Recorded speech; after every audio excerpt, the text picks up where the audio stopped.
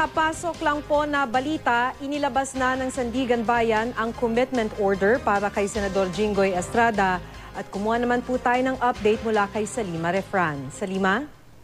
Nakikita na naman natin sa PNP Custodial Center si Senador Jinggoy Estrada. Ito yung matapos kumalabas ng commitment order ang Sandigan Bayan 5th Division. Around 3:30 dumating dito sa 5th Division ang isang opisyal ng CID ang return of warrant. Agad naman itong pinto.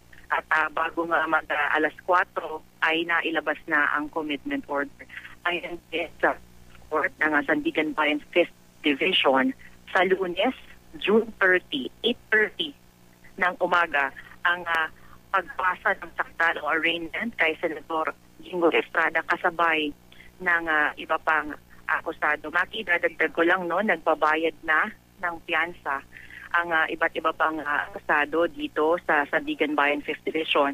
Ito ay sina Marivic Hover, Francisco Figura, Chita Calandoni at Gondelina Amata. Sa ngayon nasa proseso ng pagbabayad din ng piyansa ang mga opisyal ng DBM. Dito si Yusek Mario Relampagos, si Lalin Nunez, si Marilu Bare at meron pa tayong isa pang kukunin na pangalan dito. 4 itong opisyal ng DBM na nagbabayad ngayon din ng piyansa sa 5th Division. At yan ang latest mula dito sa Sandigan Bayan. Maki?